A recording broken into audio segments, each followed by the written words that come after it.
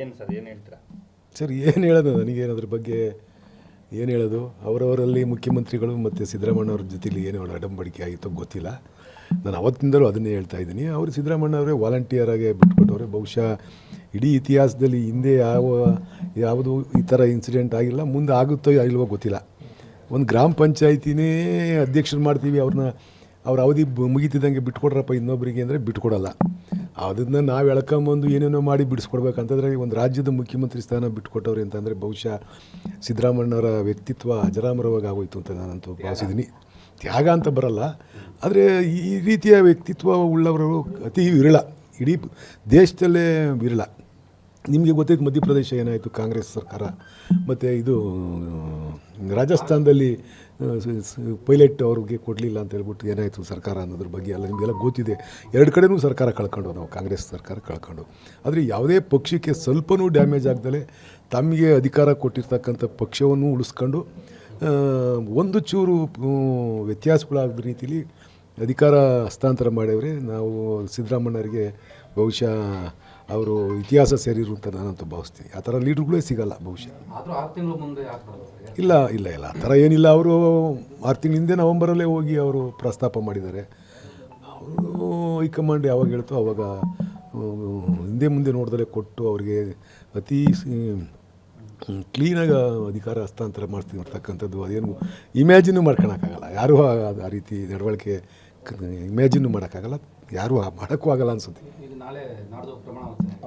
ಹೌದು ಹೌದು ಅವರು ಕೂಡ ಆಗಬೇಕು ಅನ್ನುವಂಥದ್ದು ನಿಮ್ಮ ಹಂಬಲ ಇತ್ತು. ಅಂದರೆ ಅವರು ಕೂಡ ಪಕ್ಷಕ್ಕಾಗಿ ದುಡಿದ 2023ರಲ್ಲಿ ಅಧಿಕಾರಕ್ಕೆ ಬರಲಿಕ್ಕೆ ಅವರು ಒಬ್ಬರು ಕಾರಣ, ಸಿದ್ದರಾಮಯ್ಯನಷ್ಟೇ ಅವರು ಶ್ರಮ ಪಟ್ಟಿದ್ದಾರೆ ಅಂತ ಹೇಳಿ. ಹೌದು, ನಮಗೆ ಇಬ್ಬರೂ ಎರಡು ಕಣ್ಣಿದ್ದಂಗೆ, ಇಬ್ಬರೂ ಹೋರಾಟ ಮಾಡಿ ಪಕ್ಷವನ್ನು ಅಧಿಕಾರಕ್ಕೆ ತಂದಿದ್ದಂಥದ್ದು.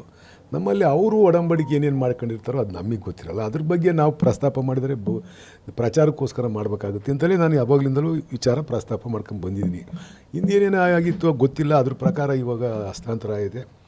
ಈಗ ಮುಖ್ಯಮಂತ್ರಿಗಳು ಅವ್ರ ಮೇಲೂ ಕೂಡ ಹೆಚ್ಚಿನ ಜವಾಬ್ದಾರಿ ಇದೆ. ಎಲ್ಲರೂ ತೂಗಿಸ್ಕೊಂಡು ಅಲ್ಲಿ 2 ವರ್ಷಕ್ಕೆ ಎಲೆಕ್ಷನ್ ಬರೋದ್ರಿಂದ ನಾವೆಲ್ಲ ಒಗ್ಗಟ್ಟಾಗಿ ಹೋಗ್ಬೇಕಾಗೈತೆ. ಅದನ್ನು ಮುಂದಿನ ದಿನಗಳಲ್ಲಿ ಮಾಡ್ತೀವಿ. ನನಗೆ ಖುಷಿನೂ ಇಲ್ಲ, ನೋವು ಇಲ್ಲ. ನಾನು ಅವತ್ತಿನಿಂದಲೂ ಅದನ್ನೇ ಹೇಳ್ತಾ ಇದ್ದೀನಿ. ನನಗಿಬ್ಬರೂ ಒಂದೇ ರೀತಿ ನಾಯಕರು. ಅವರವ್ರು ಏನೇನು ಡಿಸಿಷನ್ ಮಾಡ್ಕೊಂಡವರು ಅವರು ಪ್ರೀತಿಯಿಂದಲೇ ಮಾಡ್ಕೊಂಡವ್ರೆ. ಈಗ DK ಅವರು ನಿನ್ನೆ ನಮಗೆ ಕೃಷ್ಣ ಬೈರೇಗೌಡರು ಹೇಳ್ತಿದ್ರು, ಸಿದ್ದರಾಮಣ್ಣವ್ರು ಯಾರನ್ನೂ ಒಪ್ಕೊಂಡಿದ್ದೇ ನಾವು ಕಂಡಿರಲಿಲ್ಲ ಅಂತ. ಅಂಥದ್ರಾಗೆ ಅವರು ಪ್ರೀತಿಯಿಂದ ಅವ್ರನ್ನ ಆಲಿಂಗನ ಮಾಡ್ಕೊಂಡು ಅಧಿಕಾರ ಬಿಟ್ಬಿಟ್ಟವ್ರೆ. ಇವ್ರೂ ಅವ್ರ ಕಾಲಿಗೆ ನಮಸ್ಕಾರ ಮಾಡ್ಕೊಂಡು ಹಿರಿಯರಿಗೆ ಗೌರವ ಕೊಡ್ತಕ್ಕಂಥದ್ದು ಮಾಡಿದರೆ ಅದರಿಂದ ಒಳ್ಳೆ ರೀತಿಯಲ್ಲಿ ಸರ್ಕಾರ ಹೋಗುತ್ತೆ ಅಂತ ನಾವು ಭಾವಿಸಿದ್ದೀವಿ. ಸಚಿವ ಸ್ಥಾನದ ಆಕಾಂಕ್ಷಿನ ಸರ್, ನಾನು ಆಕಾಂಕ್ಷಿನೇ. ಆದರೆ ನಾನು ಎಲ್ಲಿ ನನ್ನ ಅಭಿಪ್ರಾಯ ಹೇಳಬೇಕೋ ಅಲ್ಲಿ ಹೇಳಿದ್ದೀನಿ, ಯಾರಿಗೆ ಕೇಳಬೇಕೋ ಅಲ್ಲಿ ಕೇಳಿದ್ದೀನಿ. ಅಲ್ಲಿಂದನೂ ಕೂಡ ಒಂದು ನಿಮಗೆ ಗ್ರೀನ್ ಸಿಗ್ನಲ್ ಸಿಕ್ಕಿರ್ತಕ್ಕಂಥ ಸರ್, ನಿನ್ನನ್ನು ಯಾವ ರೀತಿಯಾಗಿ ನಡೆಸ್ಕೋಬೇಕೋ ಆ ರೀತಿಯಾಗಿ ನಡೆಸ್ಕೊಂತೀನಿ ಅಂತೇಳಿ ಈಗ ಆಲ್ರೆಡಿ ನೀವು ಯಾರ ಹತ್ರ ಚರ್ಚೆ ಮಾಡಿದ್ರು ಅವ್ರು ಹೇಳಿದ್ದಾರೆ ನಿಮಗೆ ಅನ್ನೋಂಥ ಒಂದು ಚರ್ಚೆ ಆಗ್ತಿರ್ತಕ್ಕಂಥದ್ದು. ಅದೇನೋ ನನಗೇನು ಅದೇನು ಆ ಥರ ಏನು ಹೇಳಿಲ್ಲ. ನೋಡಿ, ಅದು ಅವ್ರು ಹೇಳಿದ್ದಾರೆ. ಈಗ ನಾವು ಒಕ್ಲೀರು CM ಆಗೋದ್ರಿಂದ ಒಕ್ಲೀರಿಗೆ ಎಷ್ಟು ಜನ ಕೊಡ್ಲಿಕ್ಕೆ ಬರುತ್ತೆ. ಅವೆಲ್ಲ ಈಗ ಪ್ರಾಂತ್ಯಗಳನ್ನು ನೋಡಬೇಕಾಗುತ್ತೆ. ಕೆಲವು ಈಗ ಹಾಸನಲ್ಲಿ ನಮ್ಮ ಪಕ್ಷ ವೀಕ್ ಇದೆ, ಅಲ್ಲಿ ಹಾಸನಲ್ಲಿ ಯಾರನ್ನಾರು ಕೊಟ್ಟು ಅಲ್ಲಿ ಬಿಲ್ಟ್ ಮಾಡಲೇಬೇಕಾಗುತ್ತೆ, ಪಕ್ಷನ ಕಟ್ಟಬೇಕಾಗುತ್ತೆ. ಆ ರೀತಿ ಕೆಲವೆಲ್ಲ ಪ್ರಾಂತೀಯ ಸಮತೋಲನ ಮಾಡ್ಕೊಂಡು ಆಮೇಲೆ ಕಮ್ಯುನಿಟಿ ವಿಚಾರದಲ್ಲಿ ಎಲ್ಲ ಕಮ್ಯುನಿಟಿಗೂ ನ್ಯಾಯ ಕೊಡ್ತಕ್ಕಂಥದ್ದು ಕಾಂಗ್ರೆಸ್ ಪಕ್ಷದಲ್ಲಿ ನಡ್ಕೊಂಬಂದಿರ್ತಕ್ಕಂಥದ್ದು ಹಿಂದಿನಿಂದ. ಅದನ್ನು ಕೂಡ ಅವ್ರ ಗಮನದಲ್ಲಿ ಇಟ್ಕೊಂಡು ಮಾಡಬೇಕಾಗುತ್ತೆ. ಮೈಸೂರು ಪ್ರಾಂತ್ಯದಲ್ಲಿ ಕಾಂಗ್ರೆಸ್ಗೆ ಈ ಬಾರಿ ಓಟ್ ಹಾಕಿರುವಂಥದ್ದು ಬಿಕಾಸ್ ಆಫ್ ಇವರು CM ಆಗ್ತಾರೆ ಅಂತ, ಒಕ್ಕಲಿಗರು CM ಆಗ್ತಾರೆ ಅನ್ನೋ ಉದ್ದೇಶದಿಂದ ಈಗ ಅವರೆಲ್ಲ ಮುಂದೆ ಆಗ್ತಾರೆ ಅಂತ ಅಂದ್ಕೊಂಡಿದ್ದೀವಿ. ಒಕ್ಕಲಿಗರ ಸಮುದಾಯಕ್ಕೆ 1-2 ಹೆಚ್ಚಿಗೆ ಸೀಟ್ ಕೊಡಬೇಕು ಅಂತ.